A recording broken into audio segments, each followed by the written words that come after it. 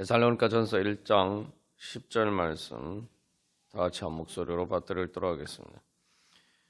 또 죽은 자들 가운데서 다시 살리신 그의 아들이 하늘로부터 강림하실 것을 너희가 어떻게 기다리는지를 말하니 이는 장래의 노하심에서 우리를 건지시는 예수시니라. 아멘. 우리가 이 하나님께서 이 거룩한 그 진노를 어떻게 하나님의 진리와 의를 따라서 또 그 사랑을 통해서 우리를 구원하심으로 그 문제를 처리하시는지 우리가 나누고 있습니다. 우리가 특별히 이 부분을 통해서 자세하게 나눈 것은 이것이 바로 하나님께서 우리를 구원하시는 방식이기 때문입니다. 또 하나님께서 역사하시는 방법이기 때문입니다. 특별히 또 데살로니가 교회의 가장 핵심적인 문제는 지금 환난 가운데서 어떻게 소망 가운데 예수님의 재림을 기다리면서 살아가느냐, 특별히 이 환난 가운데서 어떻게 그것을 극복하고 승리하느냐, 이제 그런 문제인데 바로 그 문제를 에 대해서 바로 하나님의 진노하심을 하나님께서 그 진노하심으로 어떻게 우리를 구원하시는지 그것을 본받고 또 그 방식을 따라서 우리가 행할 때에 하나님의 구원을 받을 수 있기 때문입니다. 그리고 하나님께서 결국 하나님의 진노하심은 결국 그 모든 환난에서 구원하시는 그러한 진노죠. 그래서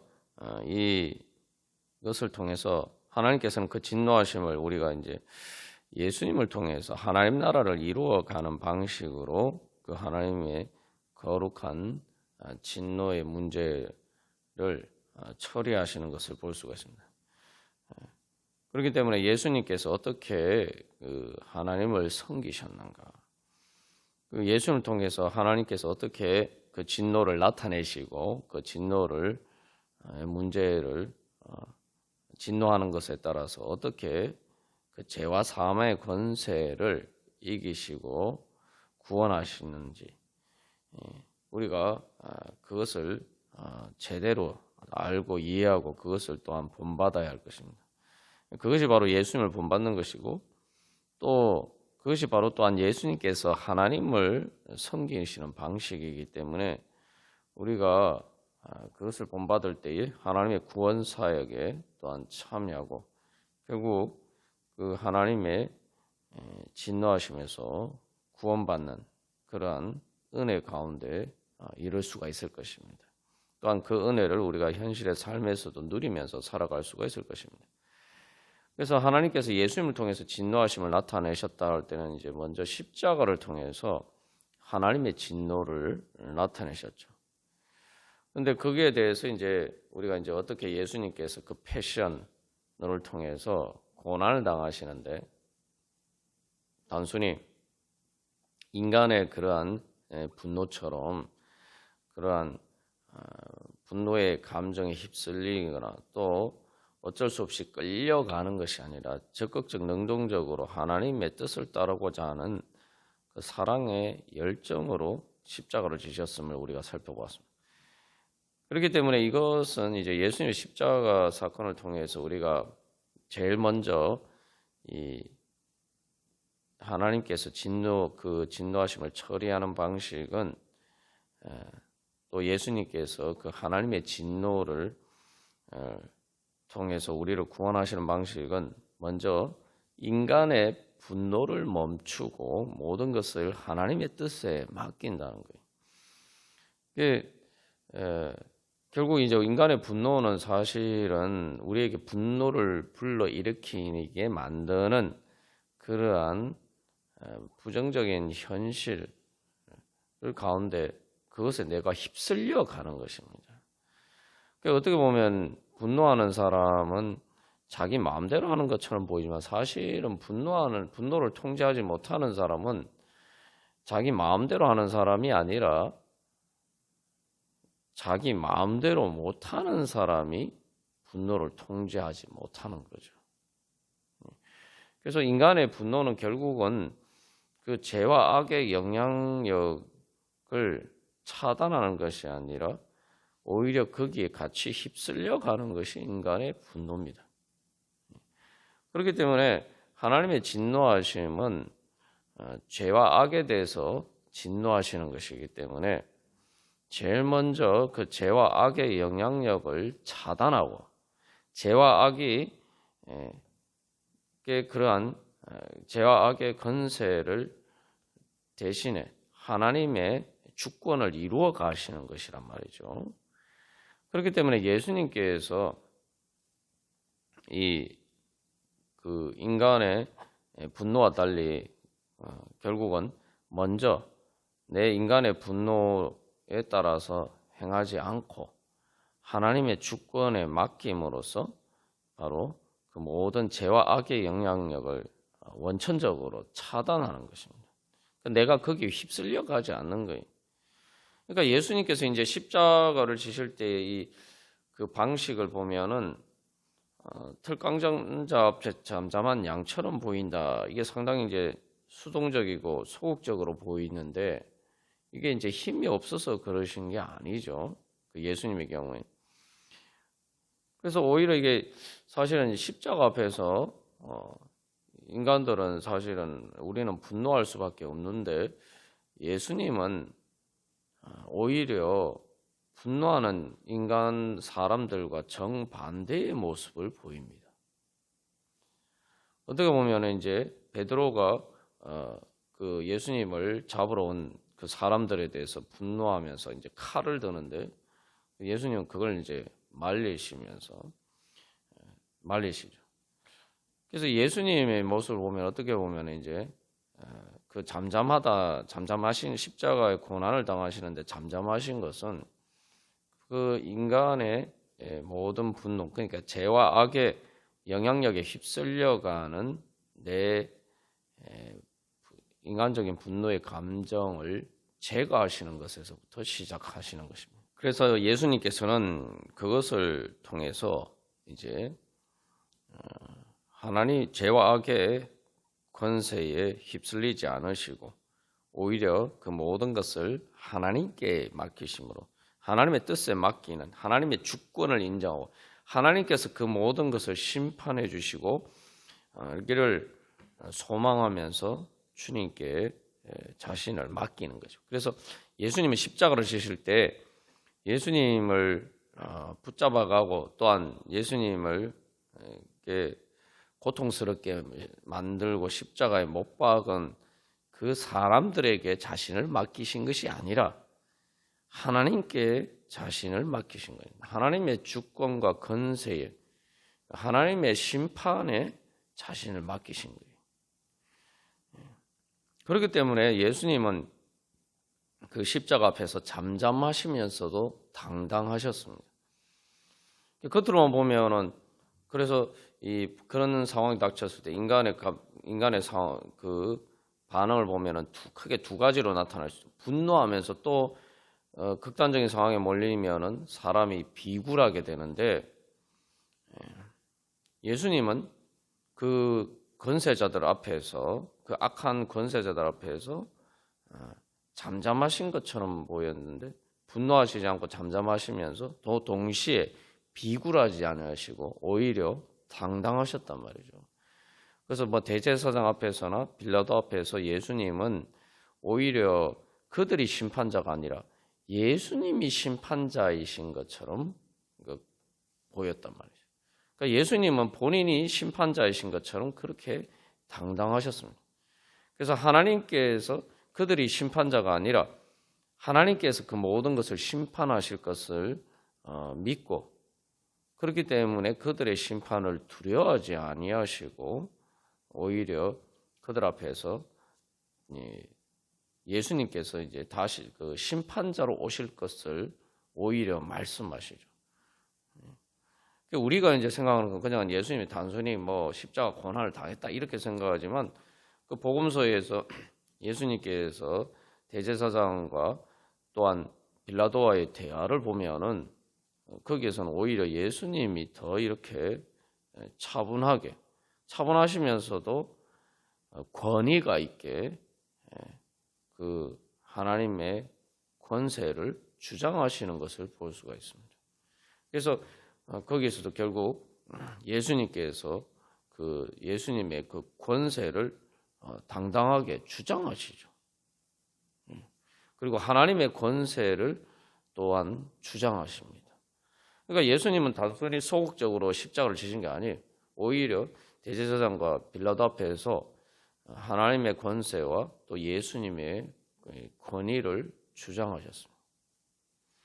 그러니까 예수님은 철저하게 그 어떤 죄와 어떤 악의 영향력을 받지 않으시고 그 모든 것들을 그래서 완전히 초월하신 것을 우리가 볼 수가 있습니다.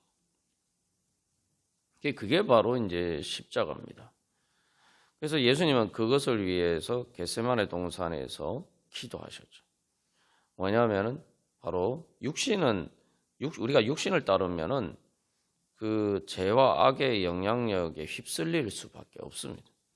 그래서 내가 분노한다든지 아니면은 또한 비굴해진다든지 어쨌든 그것에 내가 휩쓸려 갈 수밖에 없는데 예수님께서는 그래서 겟세마네 동산에서 육신을 따르지 않고 하나님의 뜻을 따르기 위해서 기도하셨죠. 그래서 예수님의 그 겟세마네 동산의 기도도 어떻게 보면 주님 뜻대로 하시옵소서 이게 되게 상당히 소극적인 것처럼 보이지만 어떻게 보면은 모든 것을 포기하고 체념하고 그냥 십자가를 지신 것처럼 보이지만 사실 그 겟세마네 동산에서의 기도도 하나님의 뜻을 이루고자 하시는 그 사랑과 열정으로 바로 그 육신의 두려움을 이기신 거죠. 그러니까 분노에 휩싸이게 만드는 그 죄와 악의 영향력을 이길 수 있는 바로 그 힘을 얻으시기 위해서 기도하신 거예요. 그렇기 때문에 이게 이제 베드로와 비교해 보면 우리가 쉽게 알 수가 있습니다. 베드로는 예수님께서 잡히실 때에 그 예수님과 상반되는 두 가지 태도를 보여줘요. 예수님은 잠잠하시면서도 당당하게 용기 있게 그 하나님의 권세와 예수님의 그 주권을 주장하셨지만 베드로는 그 반대의 모습을 보입니다. 그래서 베드로는 그 분노에 휩싸여서 이렇게 칼을 들고 그 말고에 길을 치는 그런 일을 했어요. 그런데 또 조금 지나서 어떻게 됩니까? 베드로는 그 대제사장의 그 산에 그 뜰에서 이제 사람들이 베드로를 추궁할 때에 너도 예수님의 제자가 아니냐 그런 추궁을 받았을 때에 오히려 예수님을 부인하죠. 그 비굴한 모습을 보입니다. 이게 어떻게 보면 분노와 비굴함이 사실은 어울리지 않는 것처럼 보이지만 이 두 가지 다 사실은 죄와 악의 영향력에 휩쓸리는 그러한 모습을 보여주는 것입니다. 예수님께서는 그래서 이 베드로와 반대되는 그런 바로 성령의 능력으로 또 기도를 통해서 바로 그렇게 인간의 분노, 죄와 악의 분노와 비굴함과 같은 그런 죄와 악의 영향력을 차단하시고 바로 그 기도하신 대로 바로 십자가를 지시고 그래서 예수님께서는 그것을 통해서 자신을 하나님 뜻에 맡긴다라고 할 때에 그 하나님의 진노가 예수님에게 쏟아졌지만 그것을 통해서 사실은 하나님의 그러한 진리와 의를 따른 심판에 자기 자신을 맡기신 거죠. 죄와 악의 그러한 부당한 권세에 자기 자신을 맡기신 것이 아닙니다.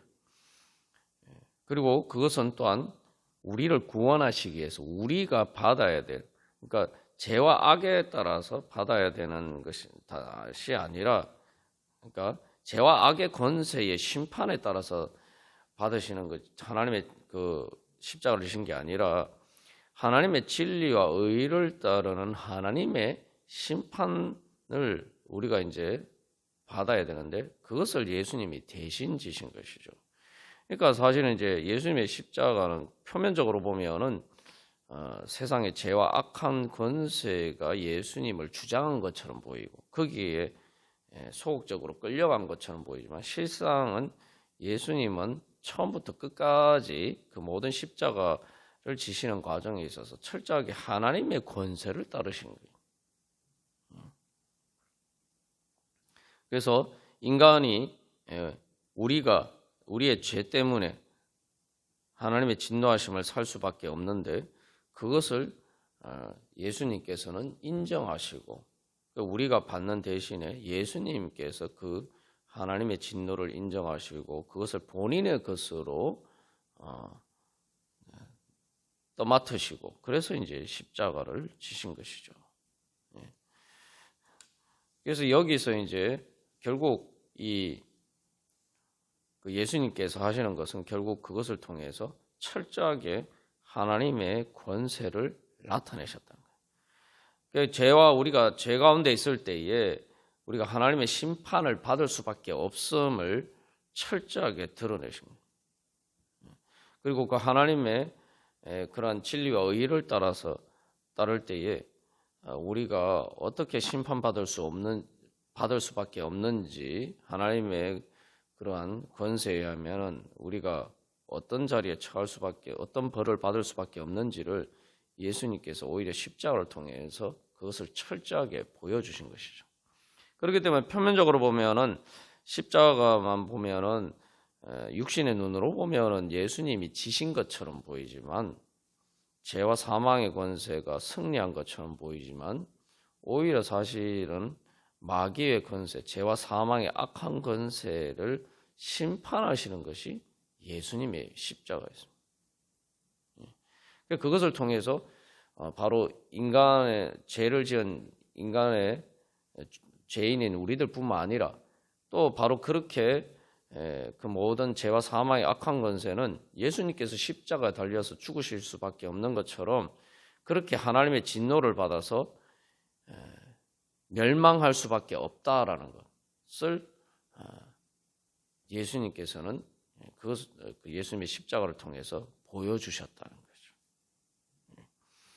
그래서 십자가는 오히려 죄와 사망의 악한 권세를 멸하는 그러한 하나님의 능력이 되었고, 그것을 통해서 예수님께서는 바로 우리의 모든 죄를 말 그대로 멸하시고 그 모든 죄의 권세를 깨트리시는 그러한 하나님의 역사가 나타난 것입니다. 그래서 이 예수님의 이런 방식을 보면은 예수님뿐만 아니라 많은 또 성도들이 바로 이러한 이 방식을 따라서 하나님의 구원 사역을 이루어갔죠. 그 대표적인 사람이 이제 다윗입니다. 다윗이 보면은 우리가 생각할 때는 다윗이 이제 하나님의 기름 부음 받은 자로서 왕으로 세움을 받았는데, 다윗이 사울을 대하는 태도를 보면은 철저하게 한 가지 분명한 것은, 다윗은 사적인 복수를 하지 않았다. 자기가 왕으로 세움을 받았음에도 불구하고 그렇기 때문에 오히려 자기 마음대로 하지 않고 철저하게 이 하나님의 권세를 따라서 행했다. 예수님께서 하나님께 자신을 맡기신 것처럼 다윗은 그렇게 했죠. 그래서 자기가 사울을 죽일 수 있는, 그래서 복수할 수 있는 기회가 주어졌음에도 불구하고 그 기회를 쓰지 않죠. 그리고 그 모든 사울을 처리하시는 것을 하나님께 맡깁니다. 그렇기 때문에 사실은 이제 다윗이 하나님의 마음에 합한 자다라고 했을 때 뭐 여러 가지 부분들이 있지만, 제일 결정적인 것은 다윗은 철저하게 하나님의 주권을 인정하는 사람이다. 그렇기 때문에 하나님의 왕되심을 인정하고 그가 왕으로 부르심을 세우심을 받은 것은 하나님의 그냥 주권을 대리 행사하는 자이기 때문에 자기 마음대로 그 권세를 행사하는 사람이 아니라 하나님의 뜻에 따라서 하는 사람이기 때문에 사적인 복수를 하지 않고 예수님께서 십자가를 지실 때 그러한 것처럼 하나님께 그 모든 심판을 맡기시고, 그래서 하나님의 주권과 하나님의 그 뜻에 따라 철저히 순종했다는 거죠. 그래서 뭐 다윗이 그 모든 일을 할 때도 보면 계속 이 하나님께 묻고 자기 마음대로 하지 않고 하나님께 묻고 거기에 따라서 행동하는 것을 볼 수가 있습니다.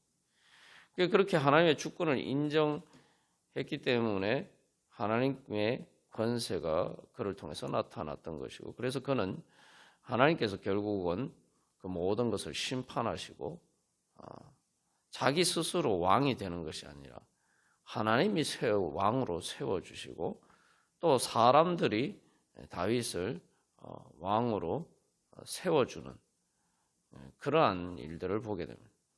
그래서 이게 다윗이 결국 왕이 됐지만 그 왕권을 자기 인간적인 방법으로 얻지 않고 오히려 하나님의 주권적인 방법에 따라서 하나님께서 하나님의 구원의 심판과 구원을 통해서 그렇게 하나님께서 주시는 것을 받는 그런 자리에 있었다는 거죠. 그게 바로 다윗이 보여주는 것이고, 또 신약의 뭐 스데반이나 또 모든 신약의 교회가 또 성도들이 또 그 환난 가운데서 어떻게 바로 하나님의 진노하심과 하나님의 진리와 정의에 따른 심판을 믿고 그렇게 행했는지 또한 동일한 모습을 우리가 거기에서도 찾아볼 수가 있습니다. 그래서 뭐 순교한 스데반이나 이후에 모든 그런 제자들의 모습을 보면, 또 초대교회 많은 환난을 당하고 또한 심지어 순교까지 한 그 성도들의 모습을 보면 그들의 모습에서 바로 그 예수님의 모습을 볼 수가 있죠. 그래서 그들은 그러한 환난 가운데에서도 자기의 인간적인 분노를 따라서 행하지 않고 또 비굴하지도 않고 바로 순교하는 바로 그러한 예수님과 같은, 예수님께서 십자가를 지신 것 같은 그런 상황에서도 하나님의 주권과 권세를 믿고 그것에 자기 자신을 맡기고, 그렇기 때문에 분노하지 않으면서도 평안한 가운데 오히려 하나님의 심판하심이 드러날 것을 하나님께서 진리와 공의로 심판하시고, 그렇기 때문에 그들을 박해하는 자들을 하나님께서 심판하시고 오히려 그들을 구원하실 것을 바라보면서 소망하면서 그렇게 믿음 가운데 용기 있게 담대하게 오히려 그 가운데서 예수님을 증거하는 것을 볼 수가 있습니다.